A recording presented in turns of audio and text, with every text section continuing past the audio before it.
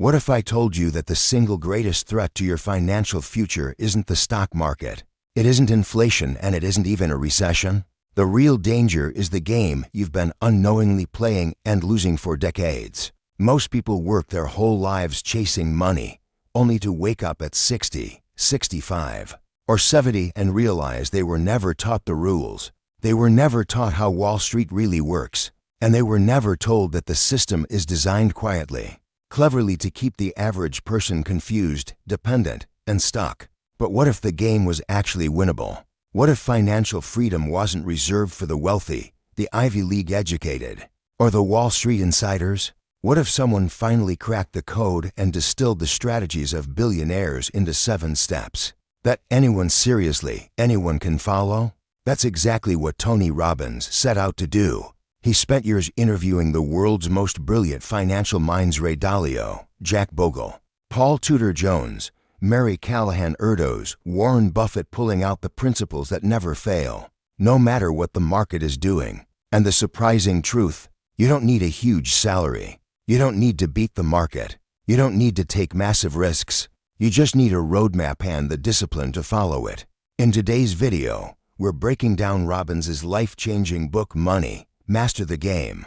This isn't just a summary. This is your wake-up call, your blueprint for security, independence, and ultimately, freedom. So if you're tired of feeling behind, tired of feeling stressed, tired of feeling like the financial system wasn't built for you, then buckle up, because after today, you'll never look at money the same way again. Chapter 1 opens with a direct challenge. Money controls most people's lives not because it has to, but because they never learned how to control it. Tony Robbins explains that money is emotional before it's mathematical. It can be a tool for freedom or a source of stress, guilt, fear, and conflict. And if you don't learn how it works, it will master you instead of the other way around. Robbins reveals that most people avoid talking about money because the topic feels intimidating and confusing. The financial world reinforces this confusion through complex language and systems that often benefit insiders at the expense of everyday people. But Robbins argues that money becomes simple once you understand the rules that wealthy people have used for decades. He frames money like a game. Some people sit on the sidelines, some play casually, and a few play to win. Wealthy investors think in terms of systems, strategies, and probabilities, not luck. Robbins promises that by learning the 7 simple steps in the book, anyone from any income level can become financially secure or even financially free. Chapter 1 also shows why earning more isn't enough. Countless celebrities, athletes, and high-income earners go broke because they fail to master the fundamentals. True wealth requires learning how to save, invest, and compound, consistently building a machine that earns money even when you sleep. Finally, Robbins positions the reader for transformation. He introduces the core mission of the book: democratizing financial knowledge.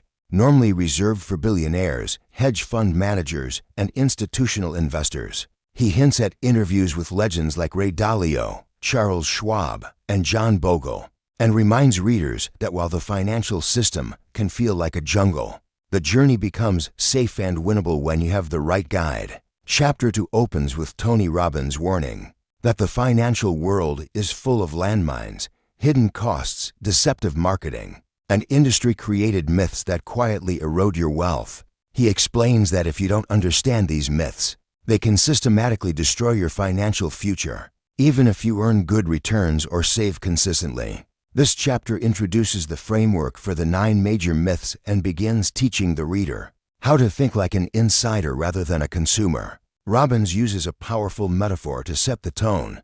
The financial system is a jungle, and most people enter it blindfolded. The danger isn't just the market, it's that what you don't know can hurt you.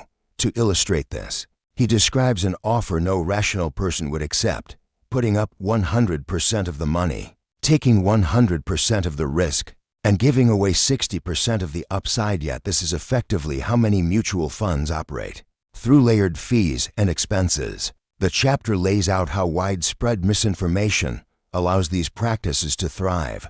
Many investors believe they're choosing solid funds or receiving objective advice, but Robbins shows that most investors unknowingly agree to terms that are stacked against them. These early myths reveal how the financial industry profits when people remain confused. Robbins also quantifies the cost of these misunderstandings. The average American could save $250,000 to $500, zero over their investing lifetime simply by understanding how these myths operate and avoiding the traps they create. By the end of Chapter 2, the reader is positioned to see the truth behind Wall Street's most common narratives. The chapter acts as a wake-up call. The financial game isn't neutral. But once you understand the myths, you can stop the bleeding and take back control of your financial destiny. Chapter 3 marks the beginning of Step 3, make the game winnable. Tony Robbins challenges one of the biggest misconceptions in personal finance, the belief that achieving financial freedom requires becoming a millionaire or billionaire. He uses a simple but striking demonstration. 1,000,000 seconds equals 12 days, while 1,000,000,000 seconds equals 32 years. The exercise shows how people blur large numbers and wildly overestimate how much money they actually need to live their ideal lifestyle. Robbins then tells the story of a young entrepreneur convinced he must earn $1 billion to live the life of his dreams. In reality, Robbins shows that the lifestyle he envisioned could be achieved for 99% less. The point is clear. Your dreams probably cost far less than you think. Even a life filled with travel, experiences, contribution, and comfort does not require billionaire-level wealth. What matters is defining the lifestyle, not the ego-driven number behind it. Robbins emphasizes that money is not the real goal. Emotion and meaning are. Material things fade or get passed on, but experiences, contribution, and impact create fulfillment. He illustrates this with his own Fiji resort. He enjoys it, but he knows he's only its temporary caretaker. The deeper satisfaction comes from creating a place others can enjoy, a reminder that lifestyle and purpose matter more than possessions. Finally, Robbins shifts the reader into action mode.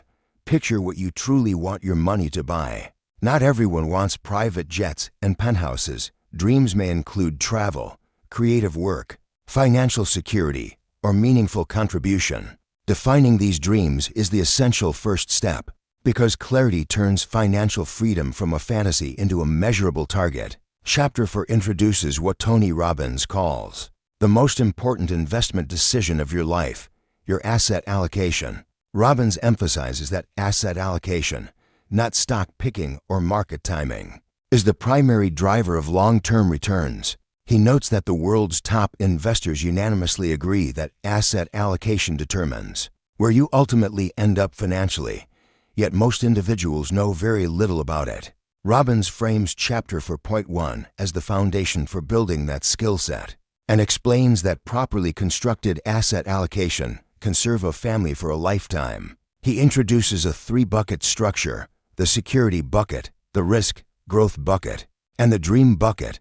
The security bucket holds capital that must be protected, even if returns are modest. Robbins provides concrete examples: low-risk loans or conservative real estate positions that remain intact even in extreme downturns.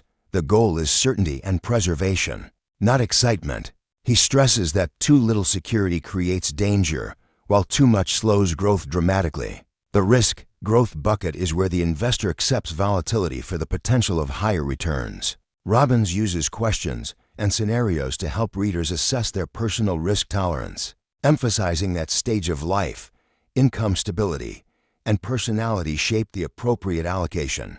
This bucket should be treated cautiously, wrapped in yellow caution tape, because mishandling it can derail financial progress. The dream bucket funds life-enhancing goals, experiences, contributions, and major purchases. Robbins shows that having a dream bucket provides emotional fuel and motivation during the wealth-building journey. Chapter 4 concludes with a critical warning: you cannot win through market timing. Robbins explains that even elite investors fail at perfect timing, and average investors often destroy returns by trying. He introduces the need for steady, rules-based investing as the antidote to emotional decisions and timing mistakes, a theme expanded in Chapter 4.4. Chapter 2.0 marks the start of Section 2, where Tony Robbins shifts the reader from motivation to financial defense. He explains that before you learn where to invest, you must understand the traps built into the financial system. Robbins states plainly that the system contains loopholes, what I would call landmines,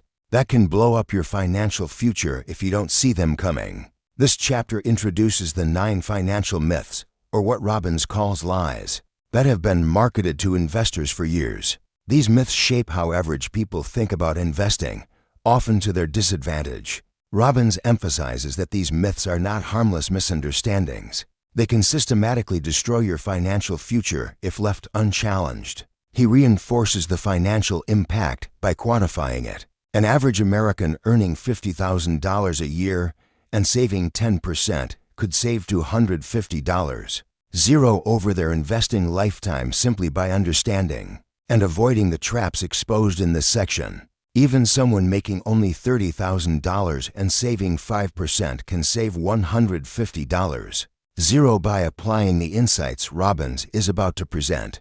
The chapter's purpose is to reset expectations. Many readers want to jump straight to where should I put my money? But Robbins argues that knowing the rules of the game matters even more. He highlights that many firms design products and strategies for their maximum profit, not yours. And without inside knowledge, everyday investors are outmatched. Robbins positions chapter 2.0 as the turning point where the book starts to pay off. From here forward, readers learn the hidden costs, misleading performance metrics, and structural disadvantages built into mutual funds, 401ks, brokers, and other common investment vehicles. In short, Chapter 2.0 prepares the reader to think like an insider and to stop losing money simply because they don't know what's really happening behind the scenes. Chapter 2.1 exposes what Tony Robbins calls the $13 trillion lie, the belief that professional active managers can reliably beat the market if you simply invest with them. Robbins starts by stating that this myth is the biggest and most dangerous one pushed by Wall Street. The industry markets expertise and claims that active managers can pick winners, avoid losers, and deliver superior returns. But according to Robbins, the data proves the opposite. The vast majority of active managers underperform the market over time. The chapter reveals that many investors still fall for this myth because financial firms have massive marketing budgets and institutional credibility.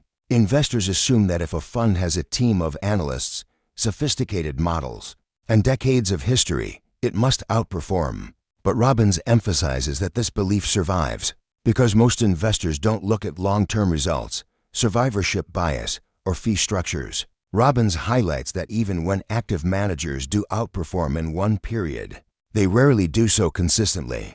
And many published performance statistics hide the truth due to survivorship bias. Failed funds simply disappear from databases, making the industry look more successful than it actually is. Robbins also notes that countless academic studies show that index funds outperform the majority of active funds, especially over long horizons. He then directs readers toward low-cost index funds as the practical alternative. Robbins emphasizes that providers like Vanguard and Dimensional Funds offer index funds with extremely low annual costs, typically between 0.05% and 0.25%, compared to active fund fees that can exceed 1 to 3% per year. These cost differences compound dramatically, giving index investors a structural long-term advantage. The chapter concludes by challenging the reader to rethink the idea of expert stock pickers. If professionals with massive resources can't beat the market consistently, Robbins argues, the smartest path is transparency, simplicity, and embracing low-cost index investing. Chapter 2.2 exposes the second major financial myth, the idea that mutual fund fees are minor and harmless. Tony Robbins shows that fees are not small at all. They are one of the biggest threats to long-term wealth. He begins by citing Senator Peter Fitzgerald's assessment that the mutual fund industry has become the world's largest skimming operation, siphoning billions from Americans' retirement savings. Robbins explains that mutual fund companies hide fees behind fine print and complex disclosures. Just like hidden charges at hotels or car dealerships, investors think they know the price, only to discover later that the real cost is much higher. He cites a Forbes analysis showing that the average true cost of owning a mutual fund Is 3.17% per year, a number far higher than the expense ratios typically advertised to consumers. To illustrate the impact, Robbins compares this 3.17% figure with the cost of owning a low-cost index fund.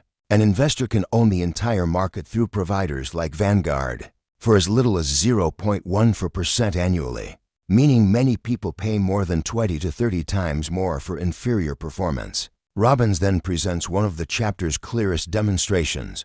Three friends each invest $100, zero at the same 7% gross return, but each pays different fees: 1%, 2%, and 3%. The friend paying the lowest fee ends up with nearly twice as much as the one paying the highest.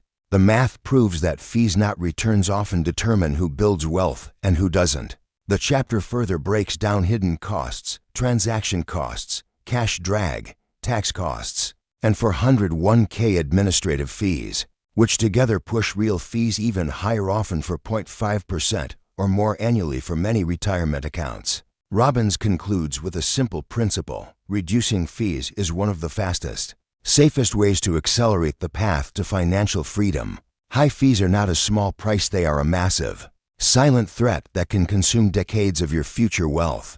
Chapter 2.3 exposes a critical truth about the investment industry. The returns mutual funds report are not the returns investors actually earn. Tony Robbins begins by citing Vanguard founder Jack Bogle, who states plainly that published mutual fund returns aren't actually earned by the investors. Robbins stresses that most investors recognize the standard warning: past performance does not guarantee future results, but far fewer understand that past performance data itself can be misleading. The chapter introduces the concept of performance illusions. Robbins uses an example of average returns to demonstrate the distortion. He shows a hypothetical market cycle: up 50%, down 50%, up 50%, down 50%, producing an average return of 0%. However, an investor starting with $100,000 ends the period with only $56,000 to $150, a loss of 43.75%, despite the 0% average return. The lesson: average returns do not equal actual returns, and relying on them creates a false sense of progress. Robbins then highlights how funds legally massage numbers. The industry uses statistical techniques such as averaging, selective reporting, and survivorship bias to present performance in the best possible light. This creates what the Wall Street Journal famously called lipstick on a pig: performance reporting, an attractive exterior masking weak internal fundamentals. He further explains that when volatility is high, published returns become increasingly disconnected from real investor experience. Robbins references real-world data, including examples from the Dow Jones, to show how compounding losses and gains create large gaps between reported returns and actual wealth outcomes. The chapter's core message is blunt: mutual fund performance reporting is structurally biased to look better than it actually is. If investors don't understand the difference between average returns and real returns, or how volatility erodes wealth, they can be misled for decades. Robbins concludes by urging readers to think like insiders: always question reported performance, and never assume that what you see is what you'll get. Chapter 2.4 addresses one of the most misunderstood areas in personal finance: the belief that brokers are fiduciaries, professionals, legally obligated to act in your best interest. Tony Robbins explains that this assumption is dangerously incorrect.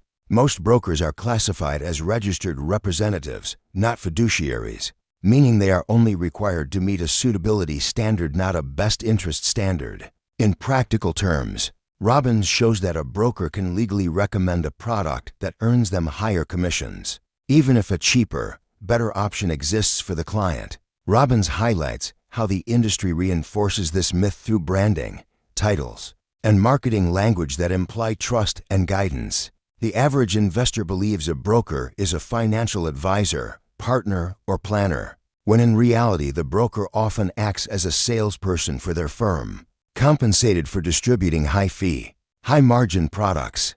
This structural conflict of interest is one of the most pervasive traps in the financial system. He breaks down the hidden incentives embedded in brokerage firms: commissions, revenue-sharing deals, product placement agreements, and firm-approved product lists designed to maximize corporate profit. Robbins explains that this system leads to widespread steering of clients into expensive mutual funds, annuities, or managed accounts that perform worse but generate higher compensation for the broker and the firm. Chapter 2.4 also emphasizes the regulatory gap. The fiduciary standard applies to registered investment advisors (RIAs, but not to traditional brokers, creating a two-tier system where investors often don't realize which model they are working under. Robbins argues that this misunderstanding has cost American investors billions over decades. He concludes that breaking this myth is critical. If investors don't understand the difference between a fiduciary advisor and a commission-based broker, they cannot protect themselves from biased recommendations. The key takeaway: always verify compensation structure and choose advisors who are legally bound to act solely in your best interest. Chapter 2.5 tackles the widespread belief that a 401k alone is enough to secure a comfortable retirement. Tony Robbins explains that while the 401k began as a helpful piece of tax code, it has evolved into what he calls a retirement experiment, one where millions of Americans unknowingly serve as test subjects. As Doug Warren notes, baby boomers have effectively been the primary mice used in the 401k retirement experiment. Robbins argues that although the 401k was created with positive intentions, it has become vulnerable to the same problems affecting the broader financial system: high fees, conflicts of interest, and poor plan design. He compares the original promise of the 401k to nuclear fusion: powerful when used correctly, destructive when misused.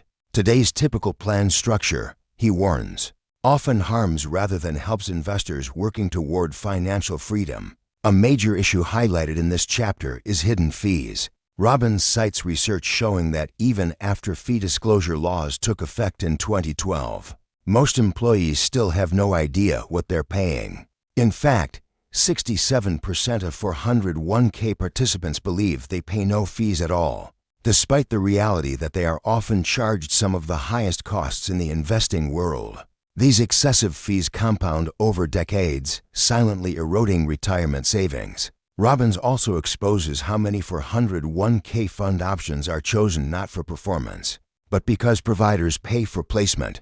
As he explains, the so-called choices on your 401k plan are not the best available choices. They are the ones that pay to be there, and they recoup that cost by charging investors higher fees. The chapter concludes by showing the profound impact of switching to a low-cost plan. Robbins illustrates how reducing total fees from over to 0.5% to 0.75% can return over $1.2 million back to employees and their families over time. The core message: a 401k can be a powerful tool, but only if you understand the hidden costs and take control of how your plan is structured. Chapter 2.6 tackles myth 6: the belief that target date funds (TDFs) are a safe, hands-off solution for retirement investing. Tony Robbins opens the chapter with a warning. He is increasingly nervous about target date funds. With each passing day, although marketed as automatic, low maintenance, and suitable for all types of investors, Robbins explains that most TDFs contain underlying risks that participants don't see. TDFs are built around a glide path, gradually shifting from stocks to bonds as the investor approaches retirement.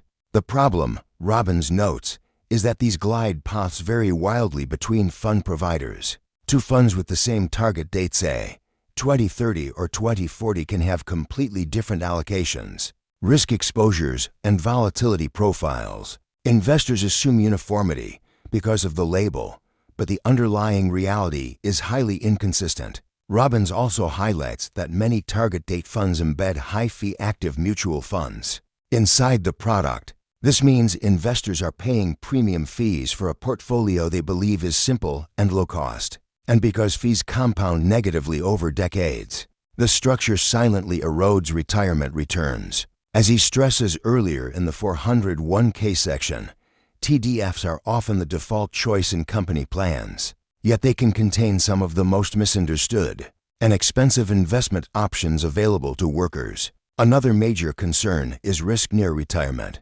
Robbins references the 2008 financial crisis, when many near-retirees in 2010 target date funds suffered steep losses because their portfolios still held substantial equity exposure. This revealed that the set-it-and-forget-it promise can create a false sense of security. The chapter's message is clear. Target date funds are not inherently bad, but they are not the simple autopilot solution investors assume. Robbins urges readers to examine the actual holdings, fee structure, and risk profile instead of trusting the marketing label. TDFs can play a role, but only if the investor understands exactly what's inside. Chapter 2.7 examines one of the most emotionally charged topics in personal finance, annuities. Tony Robbins begins by showing how polarized the conversation is. On one side are aggressive marketers promoting ads like "I hate annuities and you should too," usually as a hook to sell high-fee stock-picking services. Robbins exposes this tactic. The critics are often active managers whose own strategies fail to outperform simple index funds, which are 500% to 3,000% cheaper and consistently deliver superior long-term results. On the other side, Robbins highlights that not everyone hates annuities. He points to a surprising example: former Federal Reserve Chairman Ben Bernanke. When Bernanke disclosed his personal finances, his two largest holdings were annuities, not stocks or bonds. Robbins uses this to emphasize that sophisticated investors value annuities for a reason: the ability to create guaranteed lifetime income. Robbins clarifies that the debate around annuities is muddied because annuity is a broad category. Some annuities are beneficial, others are costly and harmful. What matters is the type of annuity and its fee structure. Fixed and indexed annuities can provide stability and income guarantees, but variable annuities discussed in depth later are widely criticized for high fees and complex, often toxic structures. To deepen the analysis, Robbins introduces experts like Dr. David Babel from Wharton, one of the leading researchers on retirement income. His work supports the value of converting part of a portfolio into guaranteed income, helping investors build a personal pension that doesn't rely on market fluctuations. One of the core goals of retirement planning. The chapter ultimately reframes the conversation.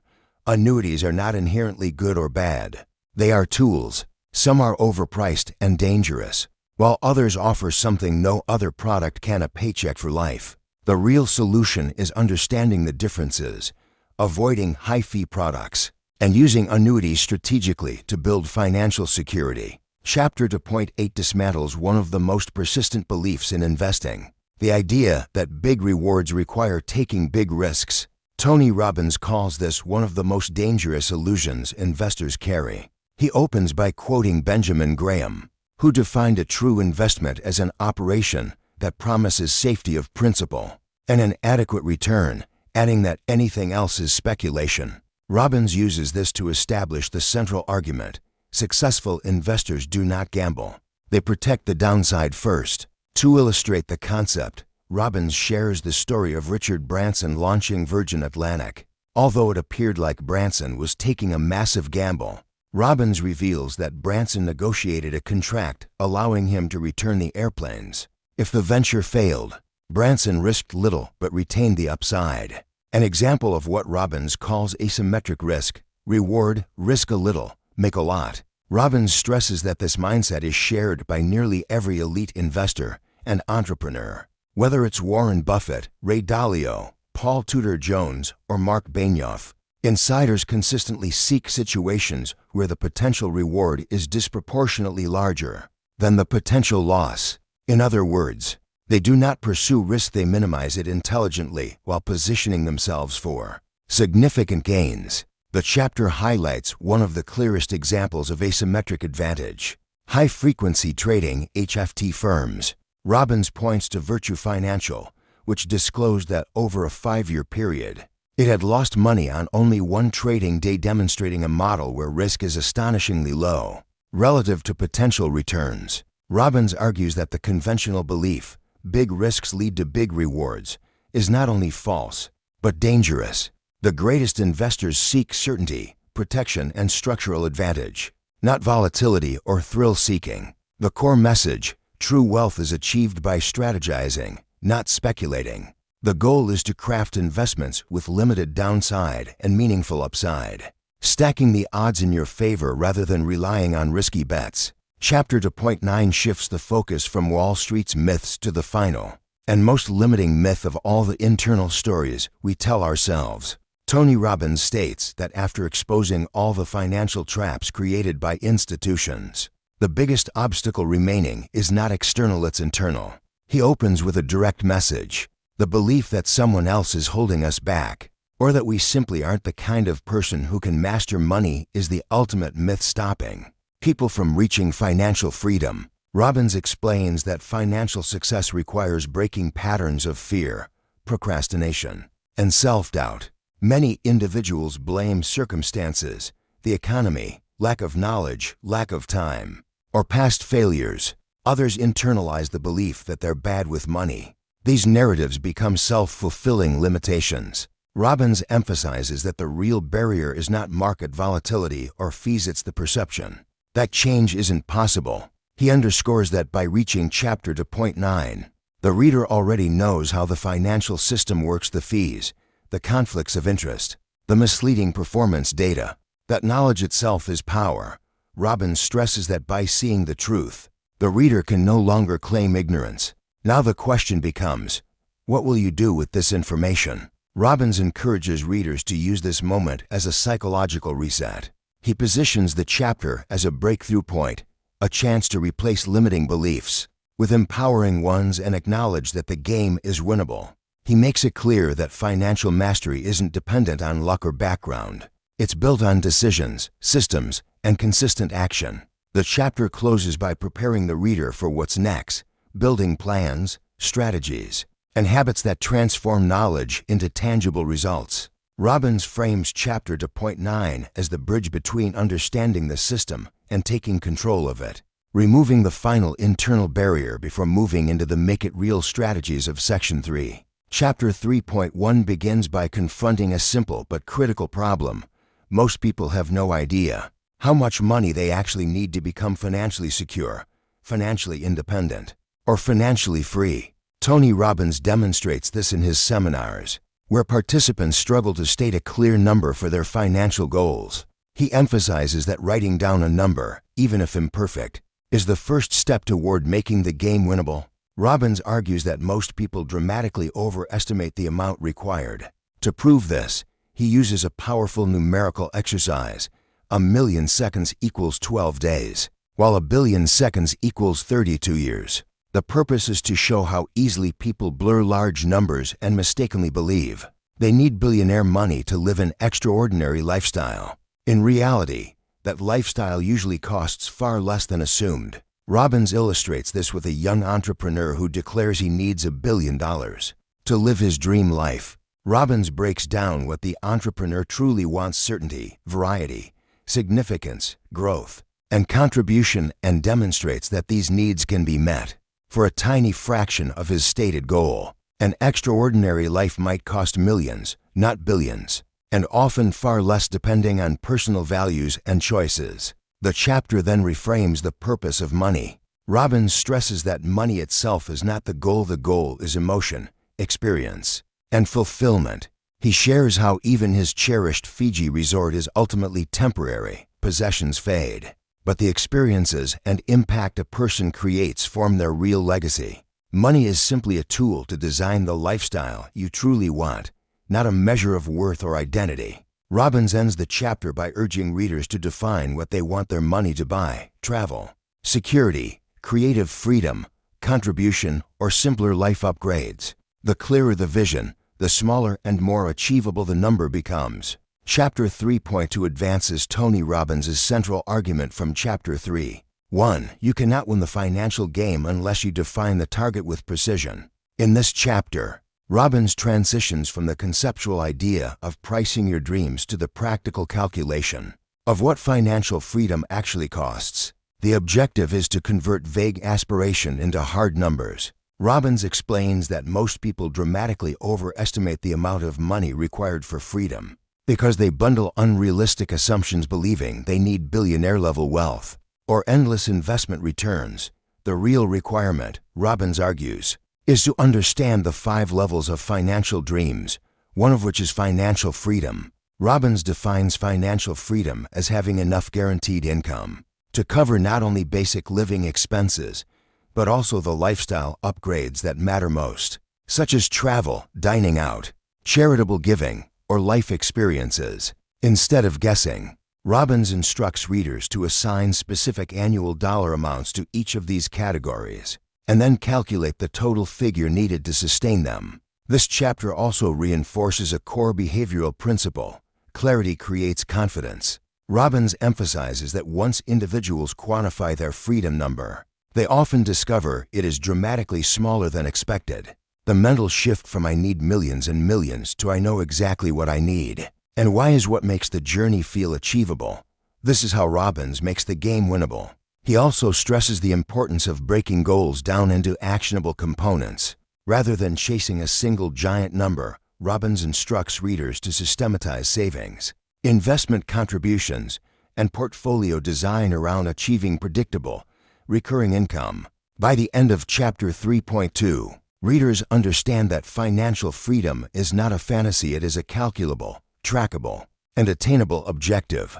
Once the number is defined, the strategy becomes a matter of engineering, not dreaming. Chapter 3.3 marks the beginning of Robbins's 5 acceleration strategies methods, designed to shorten the timeline to financial freedom. The chapter opens by acknowledging that readers may feel excited or overwhelmed after calculating their financial targets. Robbins validates both reactions and emphasizes that regardless of one's starting point, whether deeply in debt or already on track, progress is possible, and the next step is learning how to speed it up.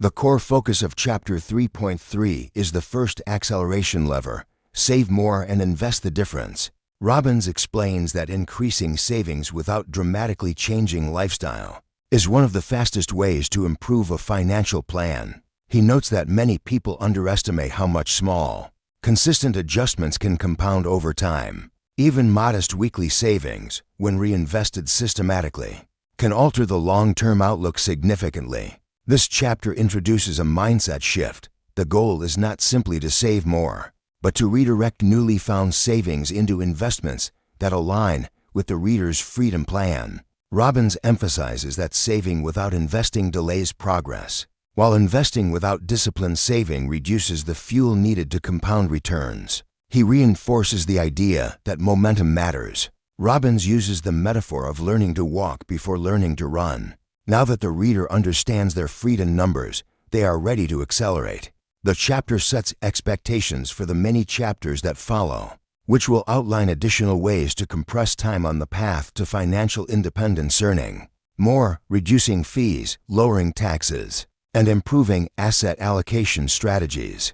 Most importantly, Chapter 3.3 reframes savings as a strategic accelerator, not a sacrifice. By reducing small recurring expenses, adopting automated savings processes, and consistently investing the difference, individuals can shorten their timeline to financial freedom by years or even decades. Robbins closes the chapter with a challenge: dream big, execute deliberately, and remember that accelerating your plan starts with the simple, high-impact discipline of saving more and investing the difference. Chapter 3.4 introduces the second acceleration strategy: earn more and invest the difference. Tony Robbins explains that while saving more is a powerful first step, increasing income has no limits when paired with creativity, contribution, and value creation.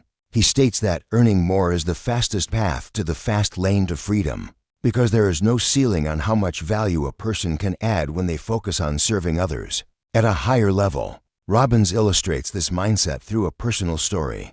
Growing up in a financially unstable home, Robbins recalls his mother encouraging him to become a truck driver, promising a future income of $24,000 a year, a sum that seemed life-changing at the time. But Robbins realized that even a solid job wouldn't solve the deeper challenge.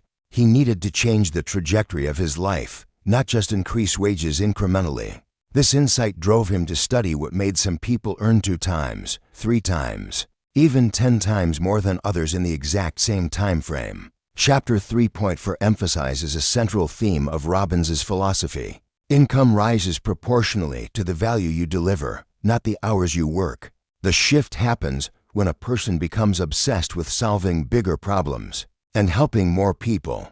Robbins describes this as moving from a mindset of limitation to one of opportunity. The chapter also makes a critical distinction. Earning more is only a true accelerator when the additional income is invested, not consumed. Robbins frames this as the engine of financial independence, turning new earnings into fuel for compound growth.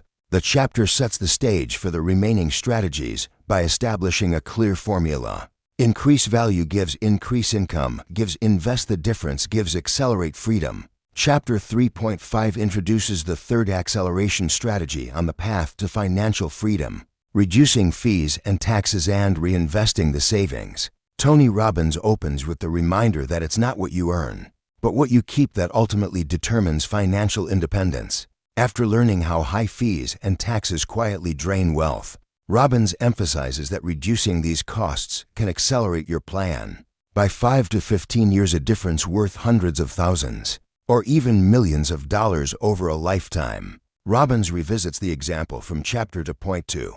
3 friends each invest $100,000 at a 7% return, but pay different fees: 1%, 2%, and 3%. The impact is enormous.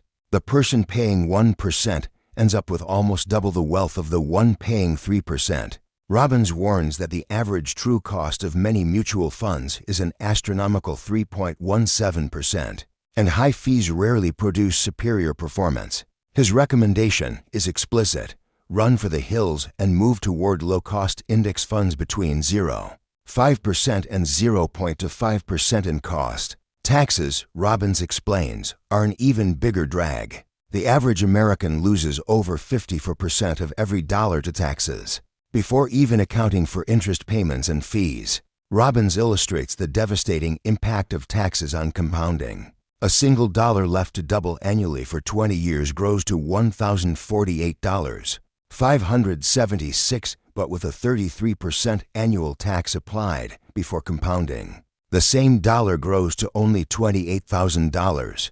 He also warns about mutual fund turnover, which triggers unnecessary taxable events, pushing investors into higher ordinary income tax brackets. In contrast, index funds generate fewer taxable events, allowing gains to compound tax-deferred over time. Robbins closes with the key principle: every dollar saved from fees and taxes must be reinvested.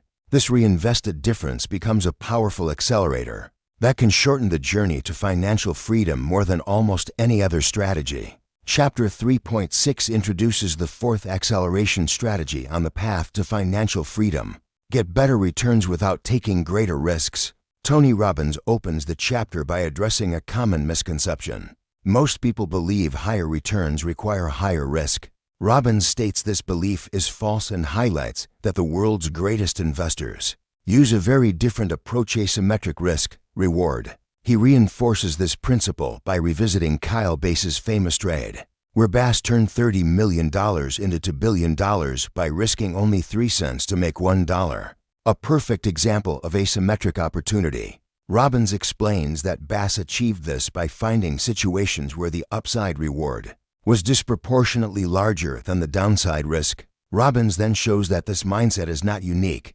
Paul Tudor Jones, another legendary investor, operates using a simple rule.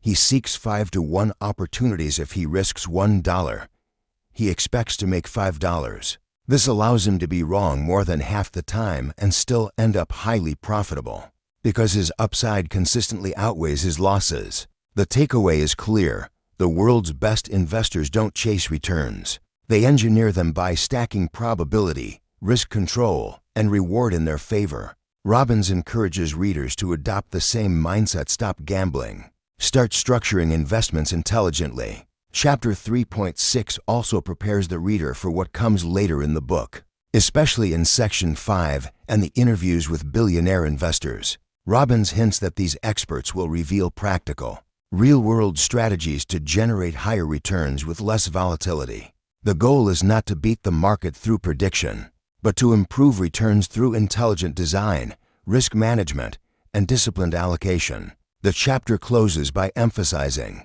that increasing returns even slightly can dramatically accelerate your timeline to financial freedom. Combined with earlier strategies, saving more, earning more, reducing fees and taxes, optimizing returns becomes a powerful multiplier that speeds your path to victory. Chapter 3.7 presents the fifth acceleration strategy, changing your lifestyle. To accelerate your path to financial freedom, Tony Robbins opens with a simple but powerful premise: the most precious resource you have isn't money, it's time. He challenges readers to consider how dramatically life and finances could improve by making strategic lifestyle changes, especially where they choose to live. Robbins introduces the concept of geographic arbitrage. The cost of living varies massively across cities and states. He explains that someone paying high rent in New York or San Francisco could live large in Boulder for the same monthly cost, while enjoying better quality of life and dramatically reduced expenses. He extends this to climate and lifestyle preferences. Why endure brutal winters or sweltering summers if relocating could reduce expenses and improve well-being at the same time? Robbins provides specific examples. $1 million home in Washington, D.C. may cost a fraction in Raleigh, North Carolina, an affordable city with strong business opportunities, education hubs, and better weather. The deeper message is that changing your environment can massively accelerate your financial plan. Lower taxes, lower housing costs, less commuting, and reduced daily expenses can free up thousands of dollars a year. Those savings, when redirected into investments, can eliminate years from your path to financial independence. Robbins ties this lifestyle redesign back to mindset. Quoting Steve Jobs, "The most precious resource we all have is time." He encourages readers to stop tolerating a lifestyle that drains money or energy, and instead make decisions that align with freedom, mobility, and long-term goals. The chapter concludes by reminding readers that changing location is only one option. The broader principle is to examine every aspect of lifestyle: housing, taxes, spending patterns, environment, and optimize for both cost efficiency and quality of life. The fifth accelerator is ultimately this: need less, enjoy more, and let your lifestyle amplify, not limit your journey to financial freedom. Chapter 4.1 opens with Tony Robbins' core message. Asset allocation is the single most important factor determining long-term financial success. Robbins states that every world-class investor he interviewed, from Ray Dalio to Paul Tudor Jones, emphasized that asset allocation,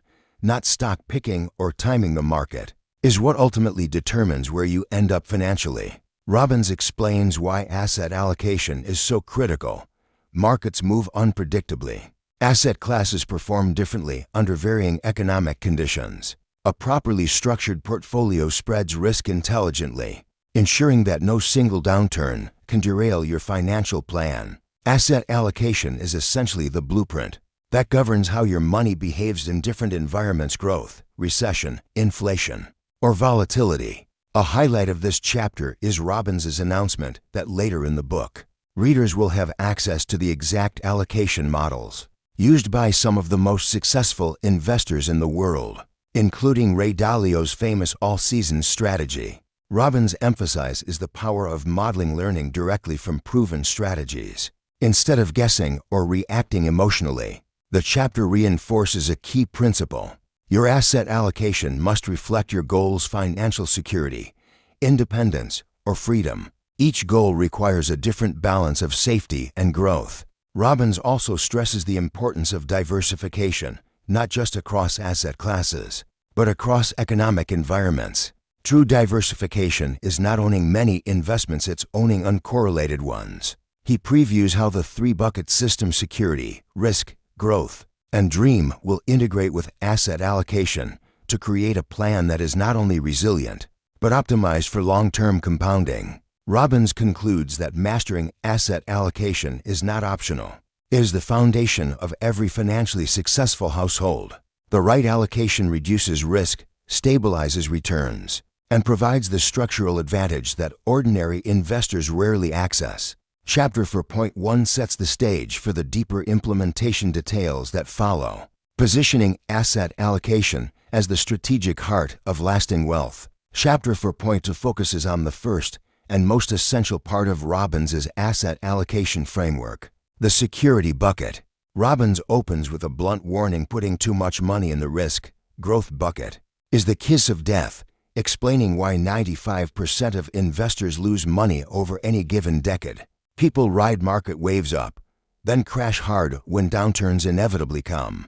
The security bucket is designed to prevent exactly this scenario. Robbins emphasizes that the security bucket exists for one purpose: to protect your lifestyle, not to chase returns. It includes investments with low volatility, high stability, and predictable outcomes. He stresses that investors must decide what percentage of their money belongs in this bucket, based on age, risk tolerance, and time horizon.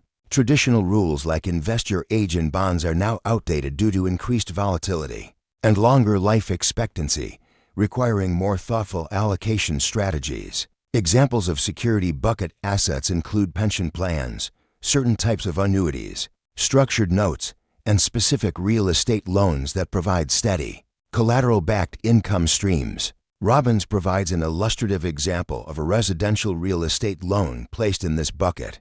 Because it offered strong collateral and predictable payments, and unconventional but stable option for conservative capital, Robbins reinforces that the security bucket is about avoiding catastrophic losses.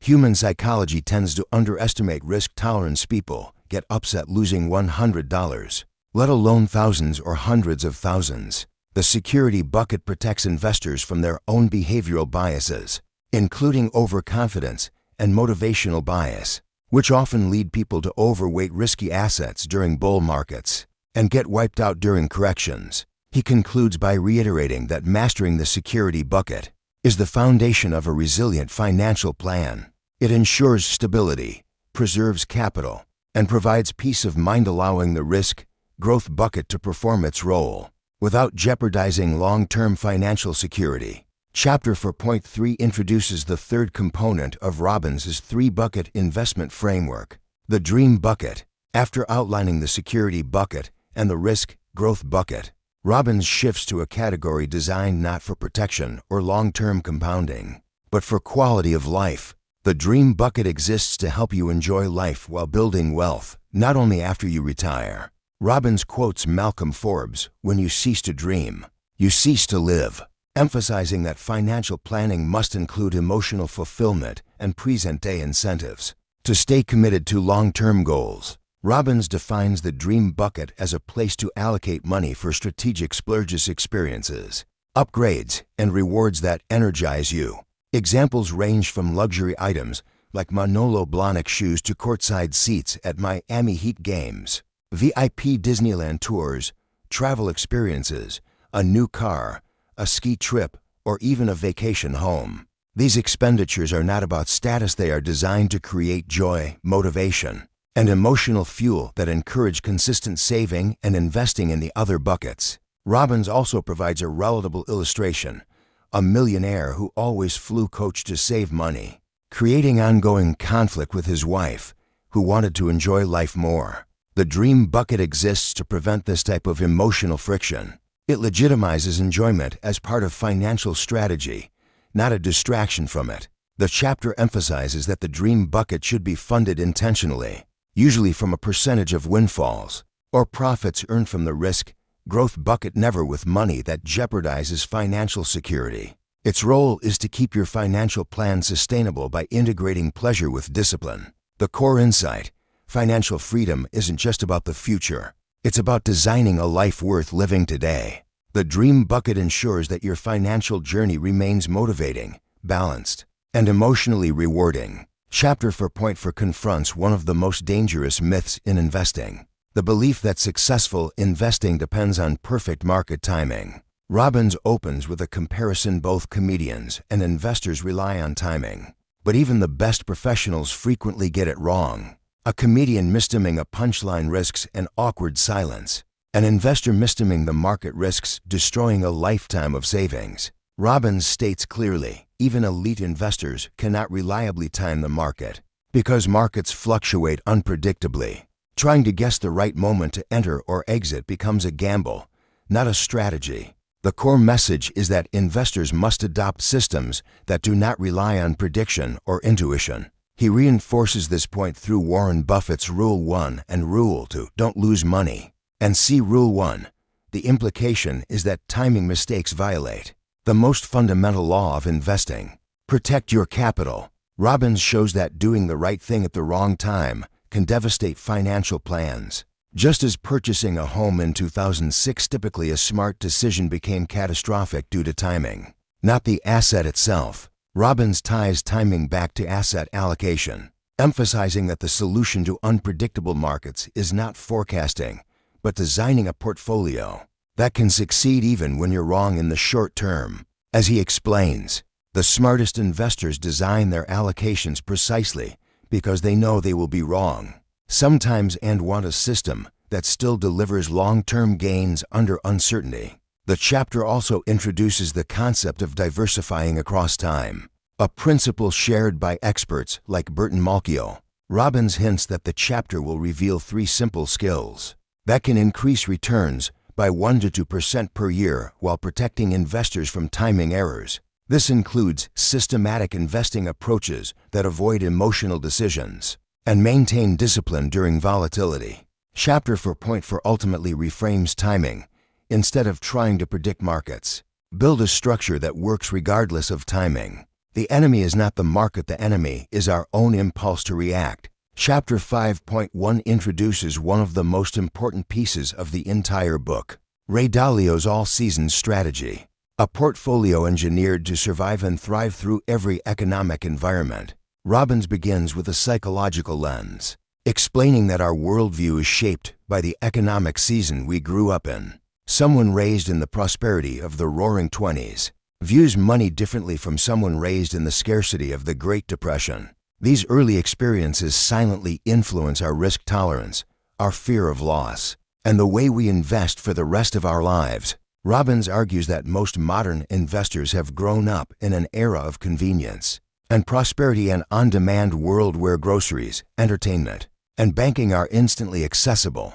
But this comfort has also created a dangerous illusion. People expect markets to behave smoothly. History proves they don't. Markets cycle through expansion, inflation, deflation, and recession, each of which punishes certain asset classes and rewards others. A traditional portfolio often fails because it is built for only 1 or 2 seasons, not all 4. This is why Robbins introduces the all-season strategy.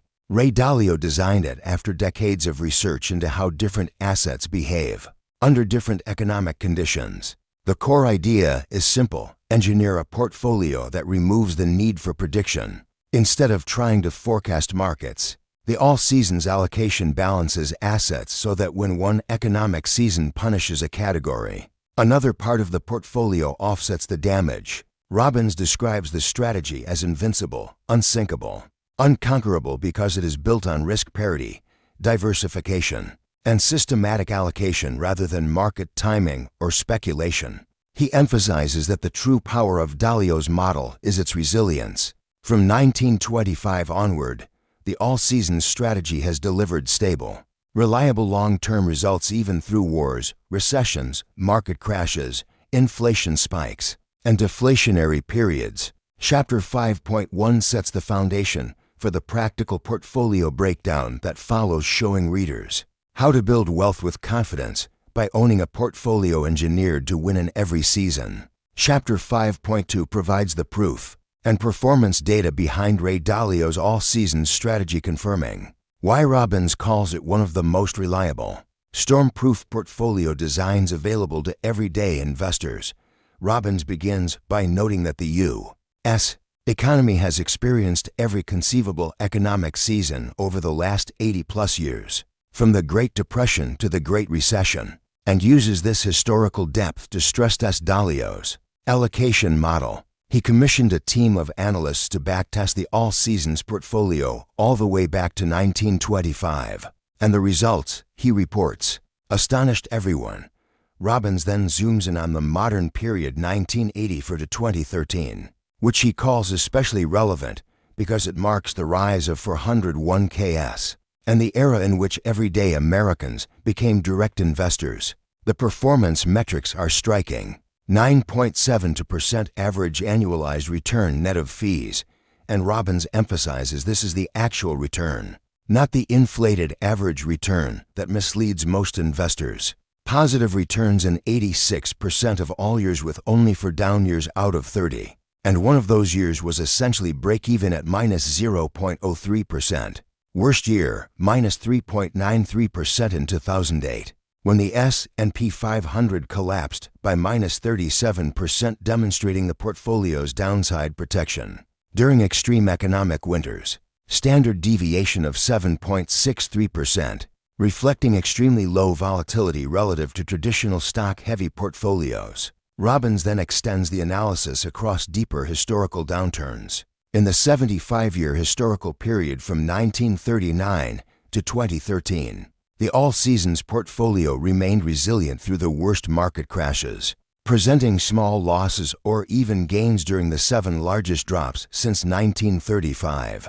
Finally, Robbins highlights that from 2000 to 2014, an era including the tech crash, credit crisis, European debt crisis, and the lost decade, the all-seasons portfolio destroyed the S&P 500's returns, proving its superiority in both bull and bear markets. Chapter 5.2 serves as the empirical validation.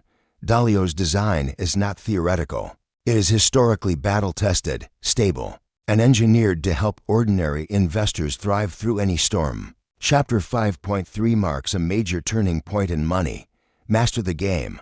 Tony Robbins shifts the focus from wealth accumulation to the true purpose of investing, creating lifetime income. Robbins opens with a powerful metaphor about Mount Everest. Many climbers can make it to the summit, but most fatalities happen on the way down. His point, accumulating wealth is only the climb.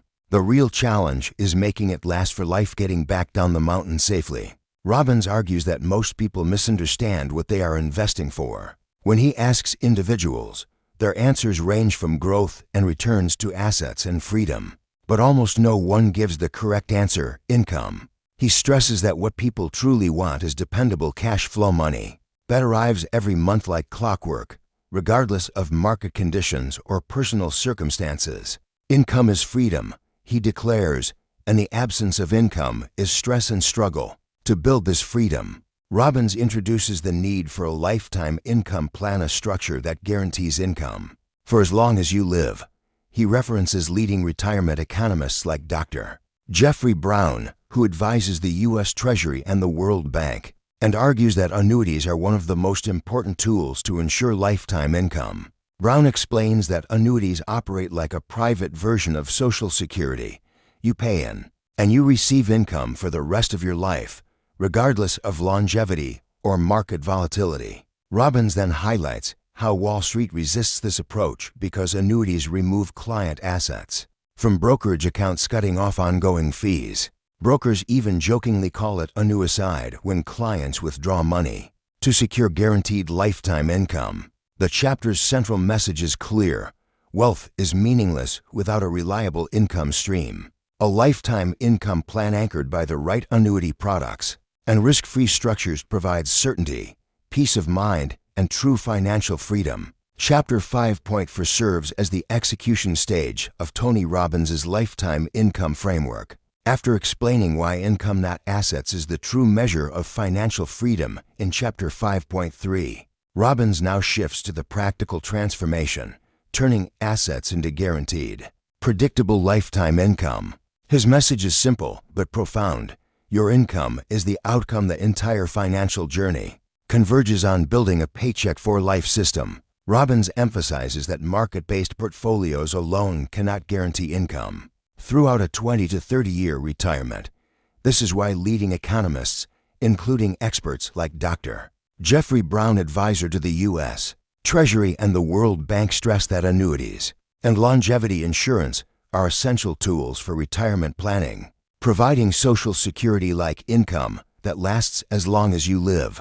This complements the all-seasons portfolio by adding certainty to market-driven volatility. The chapter explains how income planning relies on a combination of 3 pillars: guaranteed lifetime income via properly structured annuities, Market-based growth via the all-season strategy. Tax efficiency using tools mentioned throughout Section 5. Robbins also warns that Wall Street advisors often ignore income planning because products that guarantee lifetime income require clients to move assets away from brokerage accounts, cutting the advisor's fees and leading to what brokers call annuicide. Chapter 5.4 provides the mindset shift.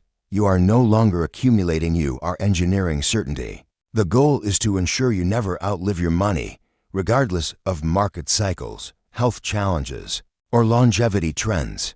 The chapter closes by preparing the reader for Chapter 5.5, where Robbins reveals how the ultra-wealthy protect their wealth once their income engine is built. Chapter 5.5 reveals the strategies the ultra-wealthy use to protect, multiply, and transfer their wealth, tools that ordinary investors rarely access or even know exist. Robbins transitions into this chapter by stating that once you build wealth, you must protect it just as aggressively. The ultra-wealthy accomplish this through sophisticated financial structures and advisors who defend their capital from taxes, volatility, lawsuits, and market downturns. One of the key tools highlighted is properly structured life insurance, which Robbins notes has been used by major corporations and high-net-worth families for decades. Unlike traditional term insurance, advanced forms of life insurance, when designed correctly, can provide tax-free lifetime income, function as an asset protection vehicle, and offer strong long-term compounding. Robbins emphasizes that this IRS-approved strategy is not a loophole, but a legal structure widely used by the wealthiest individuals in America to accelerate their path to financial goals by 25% to 50% depending on the tax bracket. Another major tool is the combination of the all-seasons portfolio with guaranteed lifetime income products. Robbins reiterates that the ultra-wealthy often rely on a dual-engine system, a market-based portfolio engineered for all economic conditions, like Ray Dalio's strategy, a guaranteed income component ensuring they never outlive their money and remain insulated from market shocks. Robbins highlights that these tools give the ultra-wealthy what average investors lack: certainty plus upside. With fixed-indexed annuities, for example, deposits can participate in market gains but avoid losses when markets fall, preserving wealth even in downturns. The chapter concludes with a mindset shift. Building wealth is only half the game. The ultra-wealthy win by eliminating catastrophic risk, minimizing taxes, and structuring their financial life so that income, security, and growth reinforce each other. Chapter 6.0, Meet the Masters, serves as the gateway into Section 6, where Tony Robbins introduces readers to 12 of the world's greatest financial minds, the 0.001% investors who have consistently outperformed markets, protected capital during crises, and built multi-decade track records of excellence. This chapter sets the tone. Robbins wants readers to stop guessing about money and instead learn directly from the people who have mastered the game. Robbins explains that most financial advice comes from people who sell products, not people who have actually generated billions in real investment returns. Section 6 therefore brings together the most elite investors alive: activist investors, hedge fund legends, founders of trillion-dollar institutions, and pioneers of indexing, each with a different playbook, but all sharing one common principle.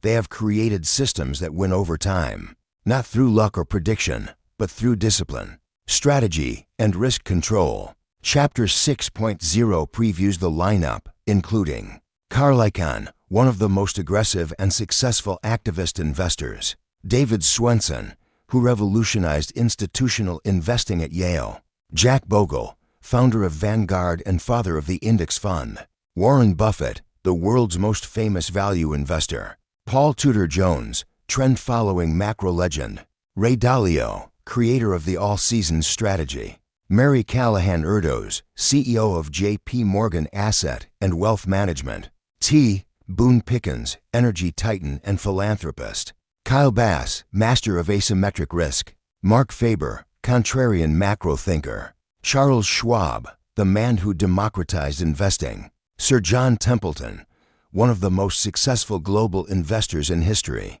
Robbins explains that the interviews reveal patterns among the masters, obsession with not losing money, massive emphasis on asset allocation over stock picking, asymmetric risk, reward thinking, systems that remove emotion from decisions, long-term discipline over short-term noise. Chapter 6.0 positions Section 6 as a rare opportunity for everyday investors to learn directly from billionaires and apply their strategies without needing their wealth or connections. Chapter 6.1 introduces Carl Icahn, one of the most influential, feared, and successful investors in modern financial history. Robbins opens the chapter with a dramatic example from 2013.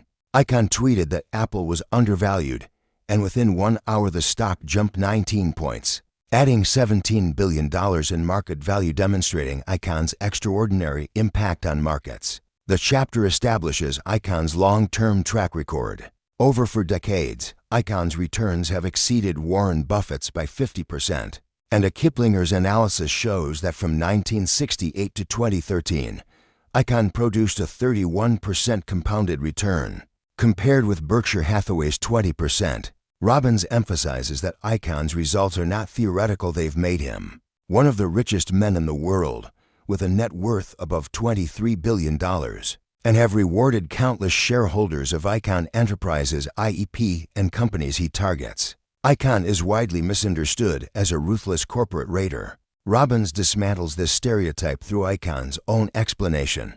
He is a shareholder activist. His mission is to shine a light on companies that are underperforming or mismanaged, forcing them to deliver proper value to shareholders.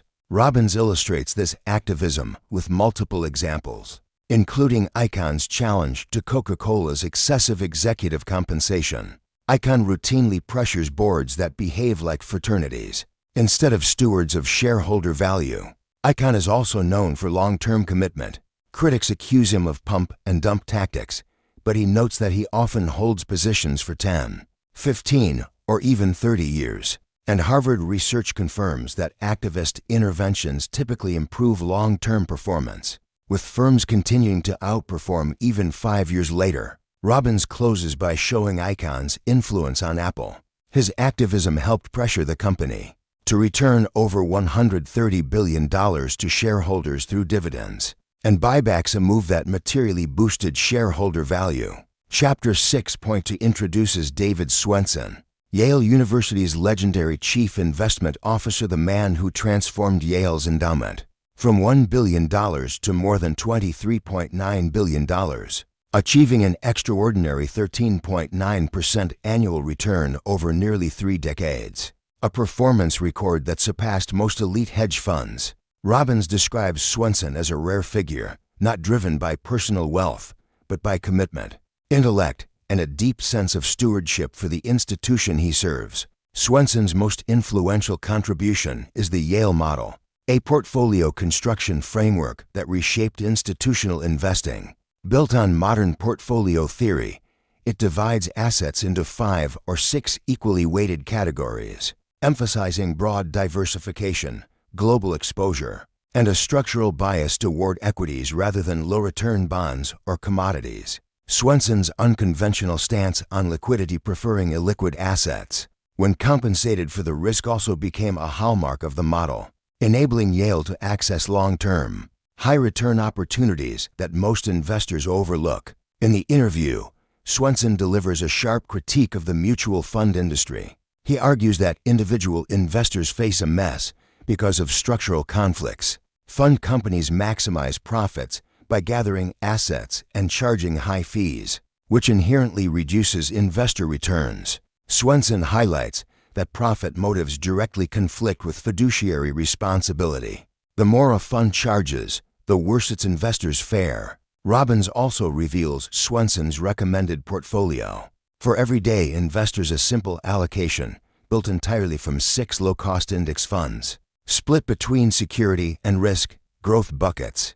Swensen claims this design is robust enough to withstand market cycles and outperform high-fee actively managed portfolios over time. The chapter positions Swensen as both a market visionary and a protector of ordinary investors, offering a blueprint that replaces speculation with discipline, diversification, and low-cost indexing.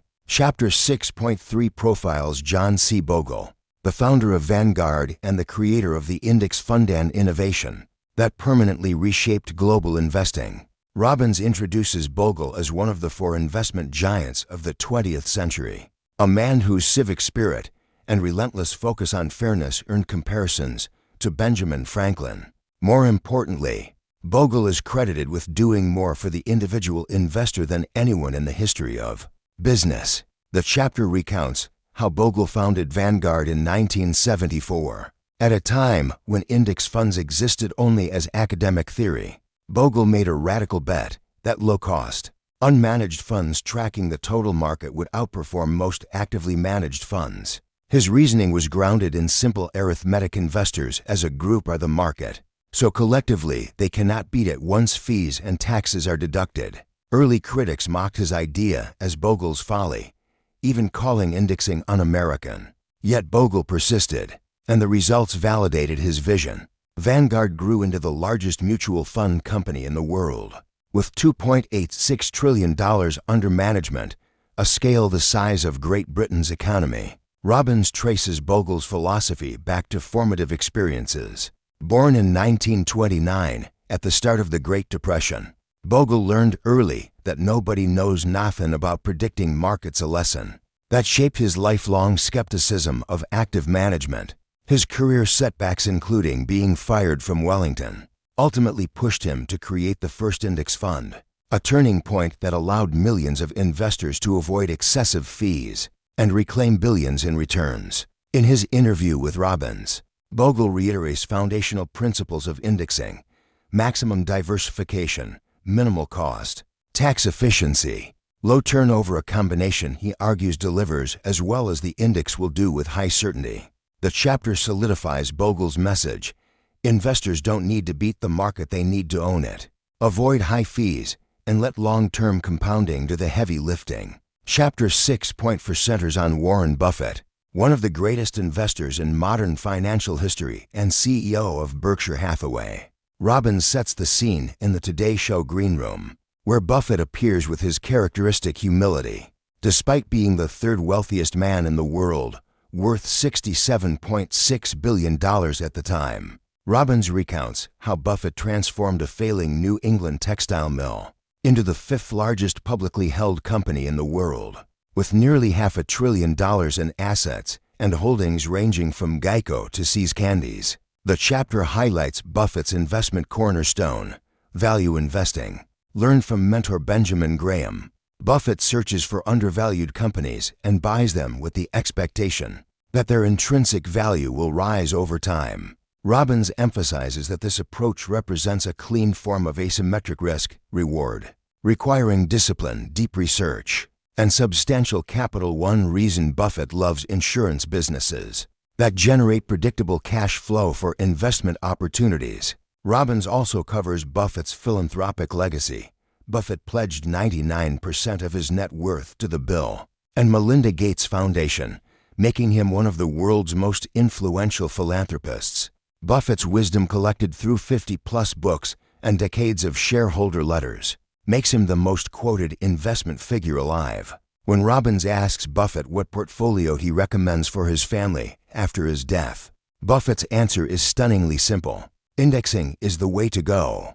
Buffett recommends buying great American businesses through low-cost index funds and holding them long-term to minimize fees and maximize performance. Buffett's endorsement of indexing, despite being history's greatest stock picker, reinforces a central truth of the book for the average investor: broad diversification and low fees beat active management over time. Chapter 6.4 ultimately presents Buffett not only as an investing legend, but as a model of clarity, discipline, long-term thinking, and simplicity. Chapter 6.5 profiles Paul Tudor Jones, one of the most successful traders in financial history and founder of Tudor Investment Corporation. Tony Robbins opens by emphasizing Jones's extraordinary track record: 28 consecutive full years of positive returns, a feat virtually unmatched in the investment world.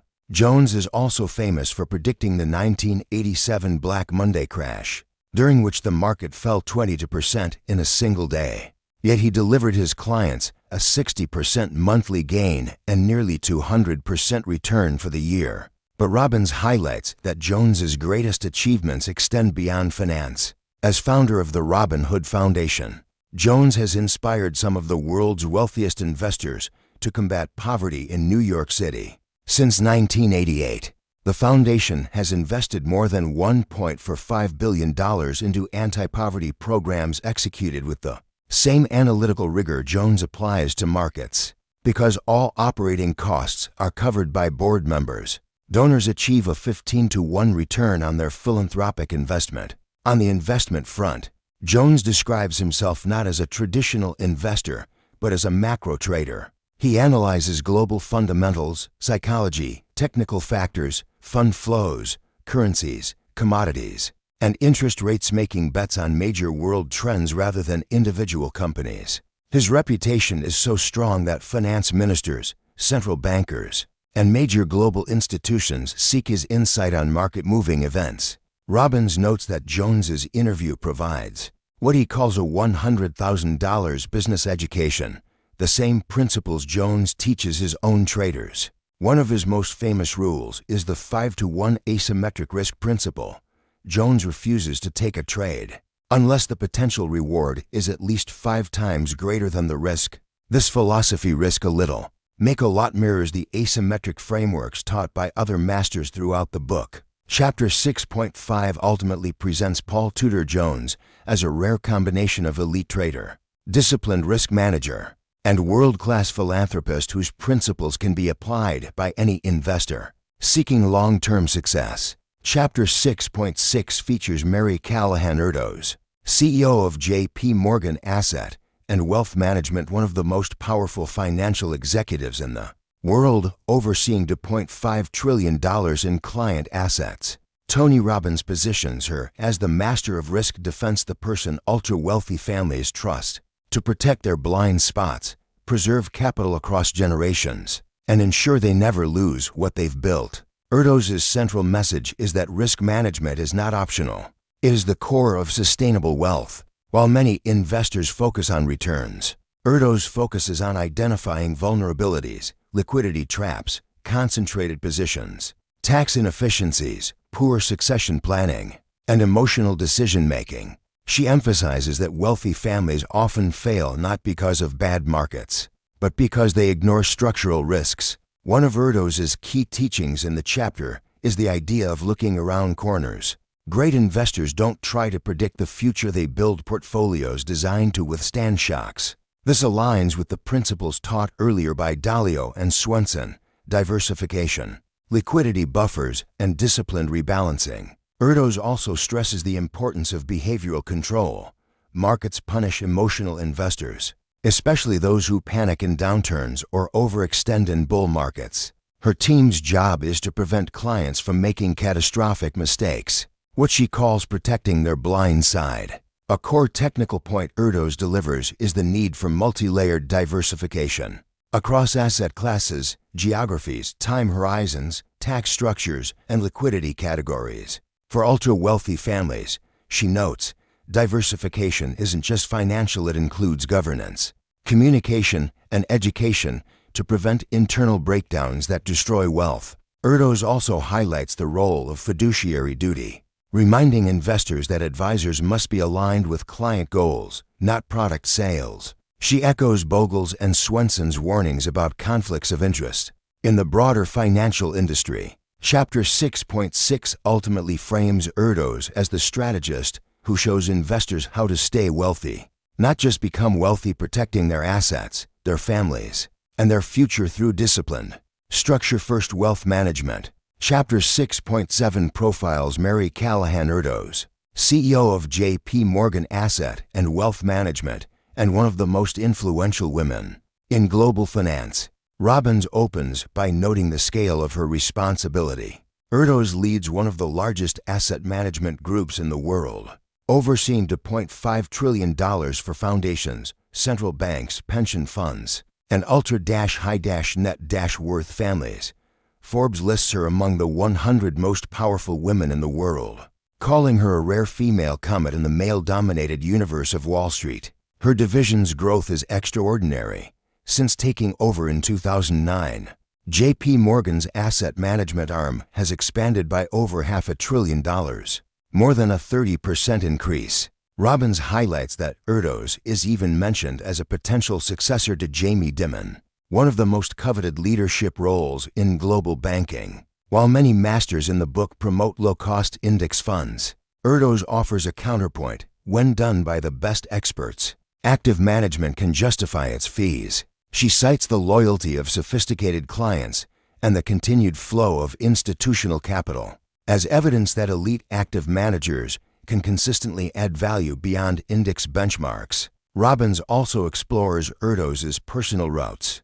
Growing up as the firstborn and only daughter in a large Irish Catholic family, she was surrounded by discipline, ambition, and service traits that shape her leadership style and relentless work ethic today. The chapter positions Erdos as the embodiment of precision risk management, a theme reinforced throughout Section 6. Her philosophy centers on protecting clients' blind spots, demanding rigorous due diligence, and ensuring portfolios remain resilient across market conditions, echoing principles taught earlier by Dalio and Swenson. Chapter 6.7 ultimately presents Erdos as a model of world-class leadership, disciplined, analytical, and fiercely protective of client capital qualities that have made her one of the most trusted stewards of wealth on the planet. Chapter 6.8 introduces T. Boone Pickens, the legendary energy investor known as the Oil Oracle and one of the most iconic figures in American corporate history. Robbins opens by noting that Pickens was decades ahead of his time. In the early 1980s, he pioneered practices that would later define modern shareholder activism. Although the media labeled him a corporate raider, Pickens always preferred the term shareholder activist because his mission was to unlock value in poorly managed companies, a philosophy that has since become standard corporate behavior. Pickens's career is marked by dramatic highs and lows. After transitioning into hedge fund management in the 2000s, he made his first billion after age 70, then turned that billion into $4 billion over the next decade, losing $2 billion and giving away $1 billion along the way. His philanthropy was so extensive that when he fell off the Forbes 400 list, he famously tweeted, "Don't worry, at $950 million, I'm doing fine. Funny, my $1 billion charitable giving exceeds my net worth." Robbins highlights Pickens's resilience. Born during the Great Depression, he started with nothing, delivering newspapers at age 12 and expanding his route from 28 to 156 customers, calling it his first lesson in growing by acquisition. He went on to build Mesa Petroleum into one of the largest independent oil companies in the world, executing takeover battles against giants like Gulf Oil, Phillips Petroleum, and Unocal. Even after losing 90% of his investing capital in the mid-1990s, Pickens engineered a historic comeback, turning his last $3 million into billions. Pickens's investment approach differs from most masters in the book. Through BP Capital, he bets on macro trends in energy futures and derivatives, arguing that America's dependence on foreign oil is the single greatest threat to national security and economic stability. Chapter 6.8 ultimately frames Pickens as a rare combination of visionary investor and world-class philanthropist, a man made to be rich, made to give, whose life embodies persistence, reinvention, and purpose-driven wealth. Chapter 6.9 features Kyle Bass, founder of Heyman Capital and one of the most respected macro investors of his generation. Tony Robbins highlights Bass as the man who famously turned $30 million into $2 billion during the subprime mortgage crisis, an extraordinary example of asymmetric risk reward thinking that mirrors the principles taught throughout the book. The chapter begins with a striking insight from Bass. Despite being known for bold macro bets, he does not consider himself a risk taker. In the interview, Robbins asks directly whether Bass sees himself as someone who embraces big risks. Bass responds, "Significant risk taker means we can lose all of our money. I never set myself up for the knockout punch." This philosophy reveals the core of Bass's strategy: avoid total loss at all costs. He structures trades so the downside is limited while the upside is massive. A practical application of the risk a little, make a lot principle echoed by Ray Dalio, Paul Tudor Jones, and other masters. Robbins asks Bass what legacy he would leave if he couldn't pass on his wealth, but only a portfolio and a set of rules. Bass answers with trademark dry humor, "I'd give them a couple $100 million worth of nickels." The message behind the joke is that Bass seeks certainty and durability, preferring assets whose intrinsic value and downside protection are unquestionable. When the conversation turns personal, Bass explains that his greatest joy comes not from money or markets, but from his children showcasing the grounded mindset behind his disciplined approach to risk. Chapter 6.9 ultimately frames Bass as a master of probability, protection, and patience. His success didn't come from gambling on global crises, it came from engineering trades, where catastrophic loss was impossible and outsized returns were achievable when his thesis played out. This chapter teaches one of the clearest lessons in the billionaire playbook. True masters do not take big risks, they eliminate them. Chapter 6.10 introduces Mark Faber, the iconic contrarian investor known globally as Dr. Doom. His reputation comes not from pessimism but from an uncanny ability to predict major market downturns.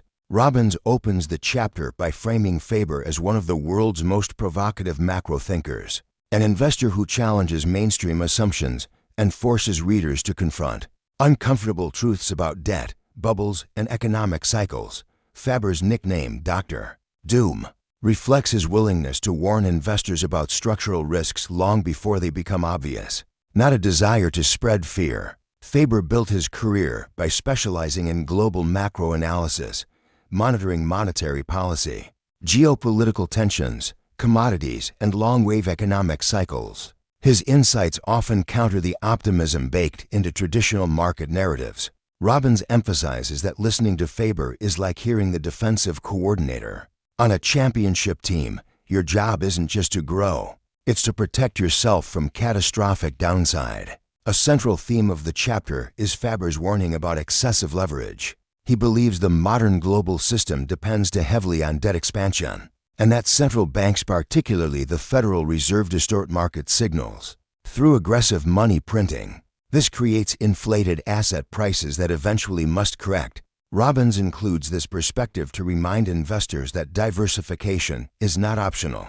It's essential protection against systemic shocks. Faber has also been a vocal advocate for owning real assets, including gold, emerging markets, and commodities, sectors he believes can hedge against currency debasement and long-term inflation. His approach aligns with the book's broader message: prepare for all seasons, not just the good ones. Chapter 6.10 ultimately positions Mark Faber as the essential risk realist in the billionaire lineup.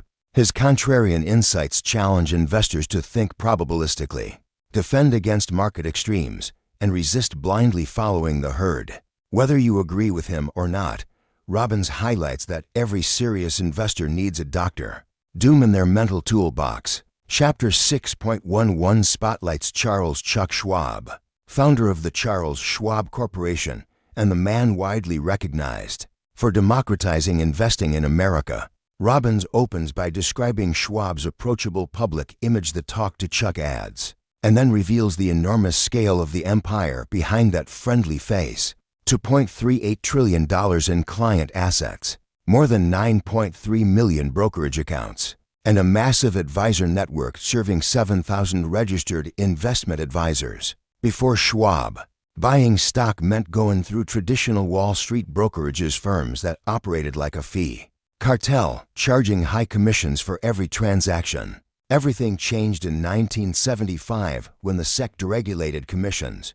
Schwab seized the moment, launching one of the nation's first discount brokerages and permanently disrupting Wall Street. While major firms like Merrill Lynch raised their fees, Schwab did the opposite, cutting or eliminating fees, stripping away unnecessary frills, and building a business model centered on transparency and client-first service. The chapter also explores Schwab's personal journey. Despite struggling with dyslexia as a child, he earned degrees from Stanford and eventually launched his own investment newsletter, then founded his brokerage in San Francisco in 1973. Schwab embraced his identity as a Wall Street outsider who believed the industry was to focus on enriching itself rather than serving investors. His mission, "There's gonna be a different way," a philosophy that later reshaped the entire brokerage industry. Schwab's firm survived major market crises 1987, 2001, 2008 while many competitors collapsed. As he tells Robbins, "Trust has always been the cornerstone. We try to treat everyone with the sense that we are trustworthy, and we need to take care of their assets in a very cautious way." The chapter frames Charles Schwab as a financial revolutionary not through complexity, but through radical simplicity, integrity, low fees, and investor empowerment. His innovations opened the doors of Wall Street to everyday Americans and permanently changed how the world invests. Chapter 6.1 spotlights Sir John Templeton, whom Tony Robbins calls not only one of the greatest investors of all time, but also one of the greatest human beings who ever lived. Robbins notes that Templeton's motto, "How little we know, how eager to learn," guided his life as a pioneering investor, iconoclast, philanthropist, and spiritual thinker. Templeton's journey started far from wealth. Raised in a small Tennessee town during the Great Depression, he learned thrift, discipline, and self-reliance early on. He worked his way through Yale and Oxford before landing his first Wall Street job in 1937. At the depths of economic despair, his signature philosophy was contrarian investing, buying when fear is greatest, and selling when optimism is unjustified. Templeton famously called it buying at the point of maximum pessimism. He tested this philosophy in 1939 as World War II erupted. He borrowed and scraped together $10.00, buying 100 shares of every stock trading for under $1, even those close to bankruptcy. His logic, financial winter is always followed by spring. When the war ended and markets recovered, his positions exploded into what eventually became a multi-billion-dollar fortune. Templeton also embodied extreme saving discipline. Even with modest early earnings, he set aside 50% of all income, giving himself the capital to seize rare opportunities. Robbins emphasizes Templeton's extraordinary philanthropy. After becoming a British citizen, he was knighted by the Queen, and his Templeton Foundation now gives away roughly $70 million annually, more than the Nobel Prize awards in a decade, funding breakthroughs in science, spirituality, and human progress. The core lesson of Chapter 6.12 is simple yet powerful. When others panic, prepare. When others are euphoric, be cautious. Templeton proved that courage, discipline, and independent thinking, not prediction, are the real engines of legendary wealth. Chapter 7.1 opens Section 7 with a powerful mindset shift. The future is far brighter than most people realize. Tony Robbins explains that fear, especially economic fear, distorts our ability to make rational decisions. Headlines, market noise, and political narratives often convince people that decline is inevitable. Robbins counters this by showing that human progress is accelerating, not slowing down. He highlights that we are living in a period of exponential technological growth. Artificial intelligence, genomics, renewable energy, robotics, 3D printing, and digital networks are transforming productivity faster than at any point in history. These innovations expand economic opportunity and reduce costs across industries, meaning future living standards will improve even if headlines suggest otherwise. Robbins also emphasizes the historical pattern of resilience. Markets recover, innovation compounds. Human ingenuity consistently solves problems that look impossible in the short term. The same emotional biases that drive fear-based decisions in markets, loss aversion, recency bias, herd behavior, also cloud our view of the future. Robbins argues that mastering money requires mastering these emotions. Another core theme is perspective. When people zoom out beyond immediate crises, they see long-term upward trajectories in global health, literacy, poverty reduction, and technological capability. Robbins wants readers to understand that financial freedom is built on rational optimism, believing that the future holds opportunity and positioning yourself to benefit from it. Chapter 7.1 ultimately prepares the reader for the closing chapters. By reinforcing a foundational truth, you cannot build a wealthy life with a fearful mindset. You must approach your plan with confidence, clarity, and the expectation that the coming decades will offer more abundance, not less. If you stay disciplined, diversified, and emotionally centered, the wealth of passion is Tony Robbins' reminder that financial freedom is meaningless without emotional fulfillment. After hundreds of pages focused on strategy, asset allocation, market cycles, compounding, and billionaire insights, Robbins shifts the conversation to the inner game, the part of wealth that transcends money. The chapter opens with Robbins explaining that real wealth begins when you reconnect with what energizes you. Passion, not money, is the engine that creates breakthroughs, resilience, and long-term success. He emphasizes that many people chase financial goals only to discover they are empty once the destination is reached. Without passion, money becomes hollow. With passion, money becomes a tool for impact, creativity, and meaning. Robbins encourages readers to identify the activities, skills, and contributions that make them feel most alive. These passions become leverage fuel for innovation, better decision-making, and higher performance. Passion also creates emotional wealth, joy, purpose, vitality, and gratitude. Another key point is identity. Robbins explains that when your identity aligns with your passion, your capacity to create value increases dramatically. And value creation is the true source of income, tying the chapter back to earlier lessons in the book. Robbins also challenges the myth that passion is a luxury. In reality, passion is a productivity multiplier.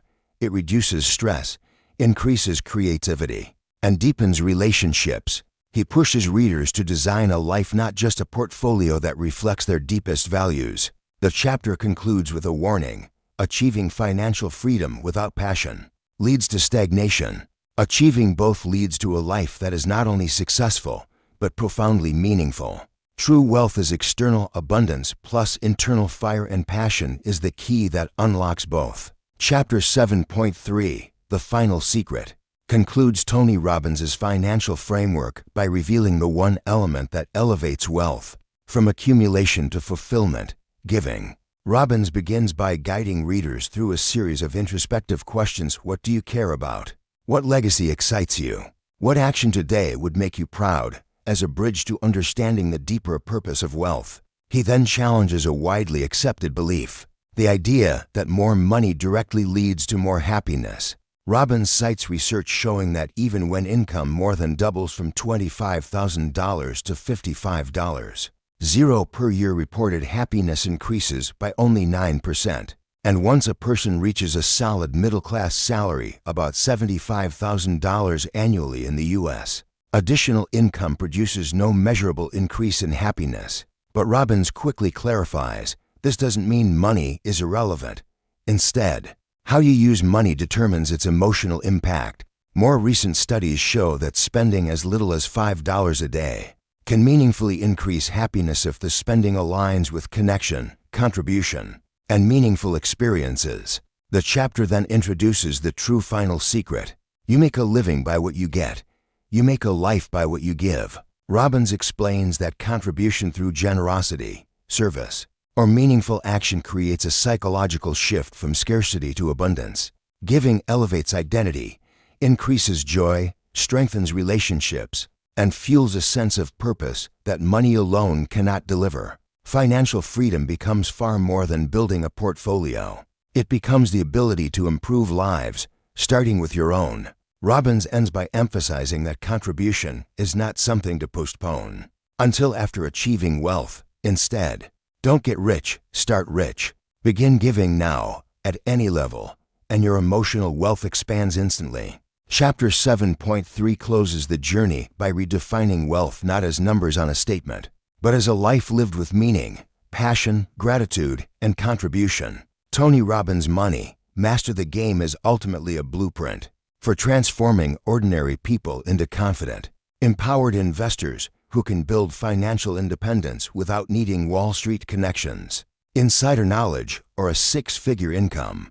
The book condenses interviews with 12 of the world's greatest financial minds: Ray Dalio, Warren Buffett, Jack Bogle, Paul Tudor Jones, David Swenson, and others, and translates their philosophies into actionable steps anyone can apply. The book is built around 7 simple steps. Step 1 teaches you to confront your financial blind spots and develop certainty through clarity. Step 2 exposes 9 dangerous money myths that cost Americans millions every year: high fees, deceptive averages, survivorship bias, conflicted brokers, flawed 401ks, overpriced variable annuities, and the belief that high risk equals high return. Step 3 shows you how to calculate your real freedom number, breaking financial independence into levels: security, independence, and absolute freedom. Robbins provides practical ways to accelerate the journey: saving more, earning more, reducing taxes and fees,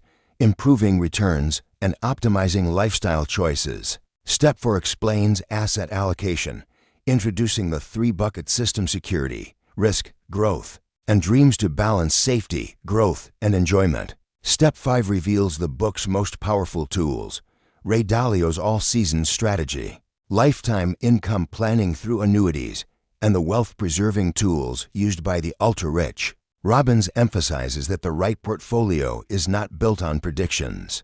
It is engineered to win across every economic environment. Step 6 brings the world's top investors directly to the reader. Their shared principles: don't lose money, diversify intelligently, avoid emotions, seek asymmetric returns, control risk, and focus on the long game appear again and again, proving that billionaire success is built on discipline, not luck. Step 7 closes with the emotional side of wealth: optimism, passion, and contribution. Robbins argues that true financial freedom is not just about money, but about building a meaningful life, using wealth as a tool for impact, generosity, and fulfillment. Across the book's 600-plus pages, Robbins dismantles Wall Street's misinformation, simplifies the most complex financial concepts, and hands readers a clear, executable roadmap.